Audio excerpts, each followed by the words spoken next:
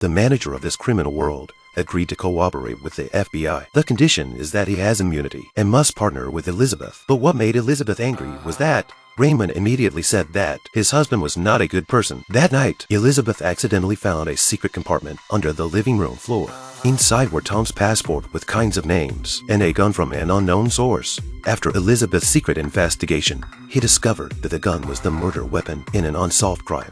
The victim was a Russian agent. Elizabeth immediately confronted Tom, but Tom thinks Elizabeth must have set him up. She had no choice but to call the police. Tom was imprisoned, but Elizabeth still loved Tom. He found Raymond, trying to find out what was going on. Raymond's words gave her another punch.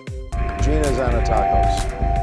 I don't know who that is. Gina Xanatakos is a corporate terrorist, and frankly, she's the best of the bunch. Lizzie, if you want to find the truth about your husband, then you need to find Gina. Why, does she know Tom? Because she's Tom's lover. According to Raymond's tip, the FBI traced Gina to a hotel where she bought 2 bottles of wine. The police immediately rushed there. Meanwhile, Gina was having an affair with an older man. They seemed to be making some kind of deal. When Gina got what she wanted, she immediately stuck the poison needle into the man. The man had already died. Before he realized what was going on, Gina quickly dressed up and faked the suicide scene and then left in style. The FBI agent arrived and passed by Gina, but luckily, Gina's cell phone was accidentally left behind. The FBI found a recording on the phone, something to the effect that they were going to use a radiological weapon at 4 p.m. And then, the police tracked down Gina's safe house. Not only did they find Gina's fake passport here, and her multiple targets for assassination, and photos of Elizabeth's husband, Elizabeth was panicking.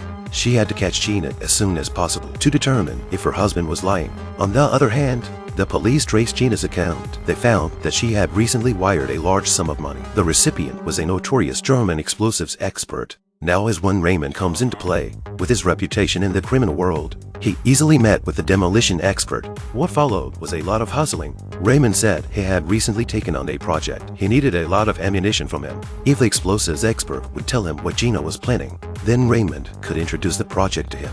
The demolition expert was really tempted. He told him what he knew. He didn't know where the bomb would go off, but he knew where Gina was. And then the police managed to capture Gina. But at the very last time, one of the agents shot her and almost killed her. So, Gina, this clue is also temporarily broken. The whereabouts of the bomb became a mystery. According to the explosives expert, there are only 4 hours left before the time is set for the explosion. At the critical moment, Raymond provided another important clue. It turns out that Gina is not just a terrorist. Her main job is to fight against business competitors. And according to the data, the port of New Orleans has been hit the hardest recently. Elizabeth set out immediately. And sure enough, explosives were detected on a car that had just been delivered. At this point, there were still 3 minutes left before the explosion. It was too late to defuse the bomb, and because of the bomb's extreme radioactivity. Once the explosion, there will be no grass for 800 miles around. In the nick of time, Agent Donald rushed up. He drove the car to the sea, and at the last minute, he jumped out of the car.